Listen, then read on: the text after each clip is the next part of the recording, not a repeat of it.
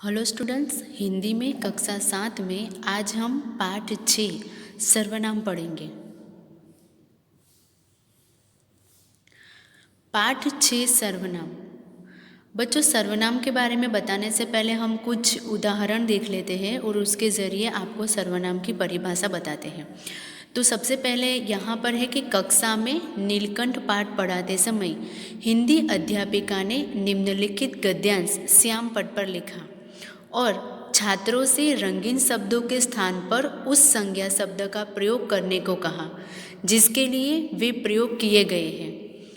कक्षा में नीलकंठ पाठ है, उस नीलकंठ पाठ पढ़ाते समय हिंदी अध्यापिका ने निम्नलिखित गद्यांश जो है उसको श्याम पट पर यानी कि ब्लैक बोर्ड पर लिखा और छात्रों से रंगीन शब्दों के स्थान पर उस संज्ञा शब्द का प्रयोग करने को कहा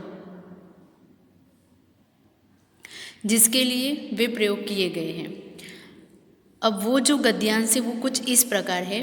7 रुपये देकर मैं उसे अगली सीट पर रखवा कर घर ले आई और एक बार फिर मेरे पढ़ने लिखने का कमरा अस्पताल बना। पंजों की मरहम पट्टी और देखभाल करने पर वह महीने भर में अच्छी हो गई। तब उसे जाली घर में पहुंचाया गया और नाम रखा गया कुब्जा। नाम के अनुरूप वह स्वभाव से भी कुब्जा ही प्रमाणित हुई। अब तक नीलकंठ और राधा साथ रहते थे, अब कुब्जा उन्हें साथ देखते ही मारने दौड़ती। अब ये गद्यांश से तो अध्यापिका ने सृष्टि से अपना उत्तर पढ़ने को कहा जो इस प्रकार था। अब उसने सृष्टि से कहा कि जहाँ पर रंगीन शब्द है वहाँ पर अपना उत्तर पढ़िए।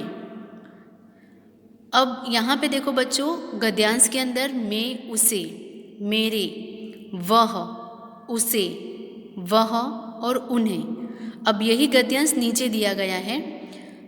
7 रुपये देकर लेखिका घायल मोरनी को अगली सीट पर रखवा कर घर ले आई। मैं और उसे की जगह पर लिखा गया लेखिका और उसे की जगह पर क्या लिखा गया, मोरनी। और एक बार फिर लेखिका के पढ़ने लिखने का कमरा अस्पताल बना। यहाँ पे देखो, एक बार फिर मेरे पढ़ने लिखने की जगह पर, मेरे की जगह पर क्या लिख दिया उसने, लेखिका के पढ़ने लिखने का कमरा अस्पताल बना। पंजों की मरहम पट्टी और देखभाल करने पर घायल मोरनी महीने भर में ही अच्छी हो गई। तब मोरनी को जाली घर में पहुंचाया गया। उसे की जगह पर क्या लिखा, मोरनी, यानी कि वहाँ पर संज्ञा शब्द लिखने के लिए कहा गया था इसलिए। और नाम रखा गया कुब्जा। नाम के अनुरूप मोरनी स्वभाव से भी कुब्जा ही प्रमाणित हुई। अब तक नीलकंठ और राधा साथ रहते थे, अब कुब्जा नीलकंठ और राधा को साथ देखते ही मारने दौड़ती। यद्यपि सृष्टि ने सही उत्तर पढ़कर सुनाया, तथापि सारी कक्षा को यह गद्यांश अटपटा सा प्रतीत हुआ। जानते हो क्यों?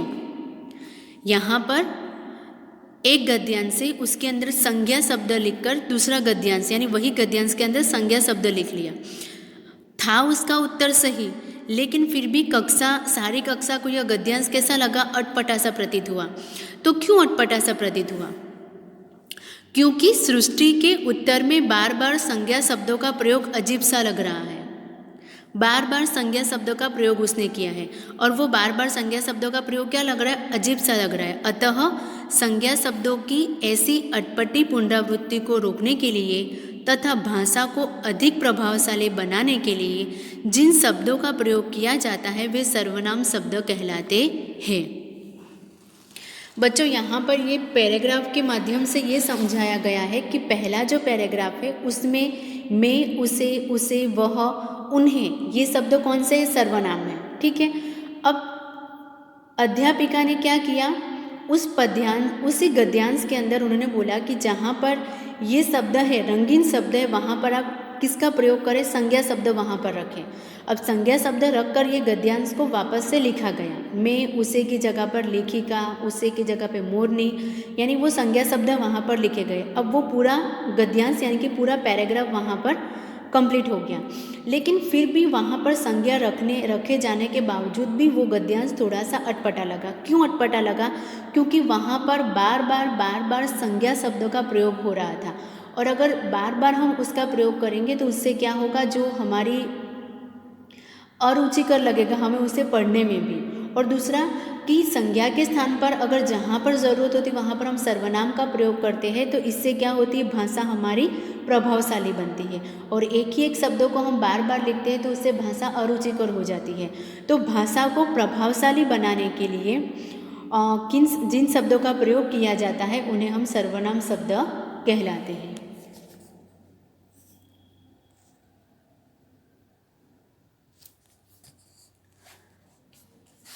तो संज्ञा की परिभाषा देखते हैं हम। पहले जो सर्वनाम के बारे में मैंने आपको उदाहरण बताया, अब है सर्वनाम की परिभाषा। संज्ञा के स्थान पर प्रयोग किए जाने वाले विकारी शब्द सर्वनाम कहलाते हैं। ये तो आपको पता ही चल गया होगा कि कैसे सर्वनाम की जगह पर हमने संज्ञा रखा, यानी संज्ञा के स्थान पर अगर सर्वनाम प्रयोग किया जाता है, संज्ञा के स्थान पर प्रयोग किए जाने वाले विकारी शब्द क्या कहलाते हैं, सर्वनाम कहलाते हैं। सर्वनाम शब्द का शाब्दिक अर्थ है सर्व प्लस नाम, अर्थात सबका नाम। सर्व प्लस नाम यानी सबका नाम। अतः ये किसी के भी नाम के स्थान पर प्रयोग किए जा सकते हैं, किसी भी नाम के स्थान पर प्रयोग किए जा सकते हैं। जैसे हमने यहाँ पर बोला था कि 7 रुपये देकर मैं की जगह पर क्या हुआ, लेखिका। तो किसी भी नाम की जगह पर इसको प्रयोग किया जा सकता है।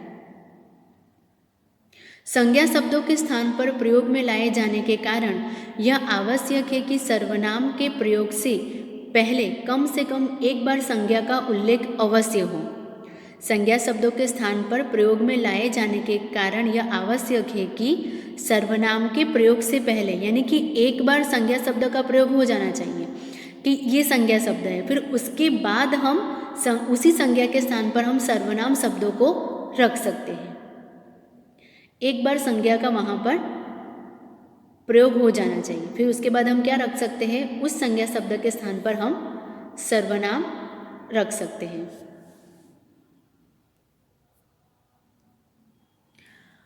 अब है बच्चों सर्वनाम के भेद। तो सबसे पहला जो है पुरुषवाचक सर्वनाम, निश्चयवाचक सर्वनाम, अनिश्चयवाचक सर्वनाम, प्रश्नवाचक सर्वनाम, संबंधवाचक सर्वनाम और है निजवाचक सर्वनाम। तो सबसे पहले पुरुषवाचक सर्वनाम के 3 भेद हैं, उत्तम पुरुष, मध्यम पुरुष और अन्य पुरुष। सर्वनाम के भेद देखिए, उसमें जो पहला है पुरुषवाचक सर्वनाम, उसके कितने प्रकार होते हैं, 3 भेद होते हैं उसके, उत्तम पुरुषवाचक, मध्यम पुरुषवाचक और अन्य पुरुषवाचक।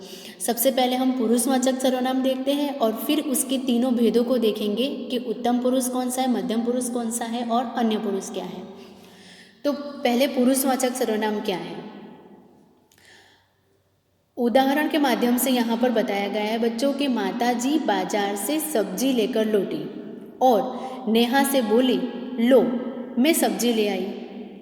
अमित 2 दिन के लिए आया है, मैं उसकी पसंद की भिंडी बनाना चाहती हूँ, तुम्हारे लिए क्या बनाऊँ। अब उपयुक्त कथन में माँ जो है वो कौन है, वक्ता यानी कि बोलने वाला।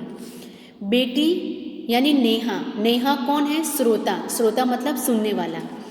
तथा बेटे अमित के विषय में बात माँ बता रही है, यानी उनके विषय में वो बात कर रही है। ये सभी प्राणी हैं, अतः कहा जा सकता है कि प्राणी का बोध कराने वाले सर्वनाम शब्द पुरुषवाचक सर्वनाम कहलाते हैं। यहाँ पर माँ जो है वो वक्ता है, बेटी यानी कि माँ बोल रही है और बेटी कौन है, नेहा श्रोता है, मतलब वो सुन रही है। और किसके बारे में बात हो रही है, अमित के बारे में, यानी कि अमित के बारे में बात हो रही है। तो अतः कहा जा सकता है कि पुरुष का बोध कराने वाले यानी कि प्राणी का बोध कराने वाले सर्वनाम शब्द पुरुषवाचक सर्वनाम कहलाते हैं। अब बच्चों यहाँ पर हमें देखना है कि उत्तम पुरुष, मध्यम पुरुष और अन्य पुरुष को हम कैसे पहचानेंगे। वक्ता अपने लिए जिन सर्वनाम शब्दों का प्रयोग करता है उन्हें उत्तम पुरुषवाचक सर्वनाम कहते हैं। वक्ता यानी कि बोलने वाला, वक्ता यानी कि बोलने वाला, वो अपने लिए जिन सर्वनाम शब्दों का प्रयोग करता है वो उन्हें उत्तम पुरुषवाचक सर्वनाम कहते हैं। अपने लिए हम क्या प्रयोग करेंगे? मैं, मेरा, हमारा, अपना, मुझे आदि शब्द उत्तम पुरुषवाचक सर्वनाम के उदाहरण है। यानी कि मैं, मेरा, अपना, मुझे, ये सब उत्तम पुरुषवाचक होगा, यानी कि वक्ता बोल रहा होगा। उसके बाद है मध्यम पुरुष, यानी कि श्रोता, जो मैंने आपको पहले ही बताया। श्रोता यानी कि श्रोता के लिए प्रयोग किए जाने वाले सर्वनाम शब्द मध्यम पुरुषवाचक सर्वनाम कहलाते हैं। जैसे कि तुम, तू, तेरा, तुम्हारा, तुम्हें, आप आदि शब्द इस श्रेणी में आते हैं। यानी कि वक्ता बोल रहा है और वो श्रोता को कह रहा है, तो श्रोता के लिए कौन सा शब्द का प्रयोग होगा? तू, तुम, तेरा, तुम्हारा, तुम्हें, आप आदि, तो वो होगा मध्यम पुरुषवाचक सर्वनाम। तीसरा है अन्य पुरुषवाचक सर्वनाम। जिसके बारे में बात की जा रही हो उसके लिए प्रयोग किए जाने वाले सर्वनाम शब्द अन्य पुरुषवाचक सर्वनाम कहलाते हैं। जैसे वह, वे, उसका, उसने आदि अन्य पुरुषवाचक सर्वनाम होते हैं।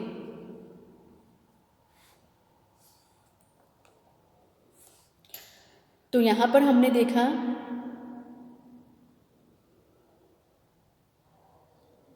कि उत्तम पुरुषवाचक सर्वनाम मतलब वक्ता जो बोल रहा है वो उत्तम पुरुष होगा, जो सुन रहा है वो मध्यम पुरुष होगा, और जिसके बारे में बात की जा रही है वो होगा अन्य पुरुषवाचक सर्वनाम। जैसे आगे उदाहरण में बताया है कि माताजी बोल रही है तो वो उत्तम पुरुष होगा।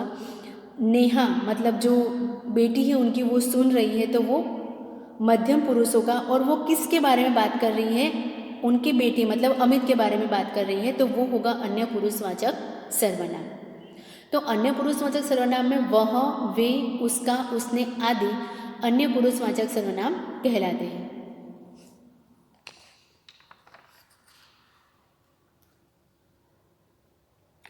दूसरा प्रकार है उसका निश्चयवाचक सर्वनाम। निश्चयवाचक सर्वनाम में नीचे एक चित्र दिया गया है कि चित्र में बेटा अपने हाथ में पकड़े पेन की ओर संकेत करते हुए कह रहा है कि वह इसी से लिखेगा। चित्र दिया गया है उसमें वो बोल रहा है और पेन की ओर संकेत करते हुए कहता है कि वह इसी से लिखेगा। मतलब क्या?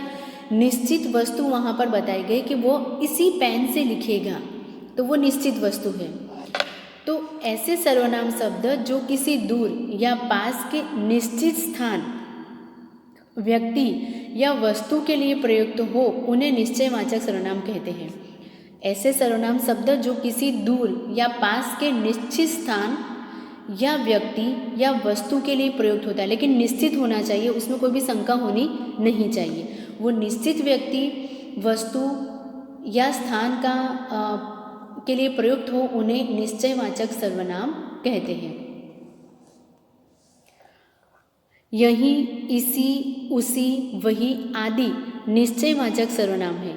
कुछ शब्द ऐसे होते हैं जो निश्चयवाचक सर्वनाम तथा पुरुषवाचक सर्वनाम दोनों प्रकार से प्रयुक्त किए जा सकते हैं, इसलिए इनके प्रयोग में सावधानी बरतनी आवश्यक है। जैसे मोहन कक्षा में प्रथम आया है इसलिए उसे पुरस्कृत किया जाएगा, उसे पुरस्कृत किया जाएगा, तो वो उसे क्या होगा यहाँ पर? पुरुषवाचक सर्वनाम। निश्चयवाचक सर्वनाम, इस वर्ष भी उसी को पुरस्कृत किया जाएगा, वो होगा निश्चयवाचक सर्वनाम। उसी को मतलब वहाँ पर निश्चय बताया गया है कि उसी को ही पुरस्कृत किया जाएगा। तुम कहाँ जा रहे हो? तो पुरुषवाचक सर्वनाम। तुम्ही से ही सर्वाधिक अंक प्राप्त करने की आशा की जा रही, तुम्ही से सर्वाधिक अंक प्राप्त करने की आशा की जा रही, तो वो होगा हमारा निश्चयवाचक सर्वनाम।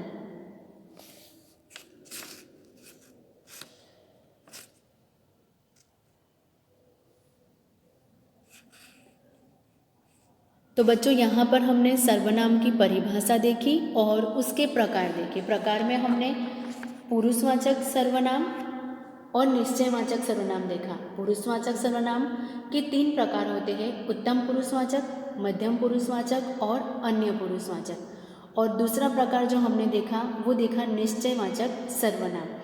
तो बच्चों आज के इस वीडियो में हम 2 ही प्रकार की चर्चा, 2 भेद की ही चर्चा करेंगे। आगे के जो भेद है वो हम नेक्स्ट वीडियो के अंदर देखेंगे।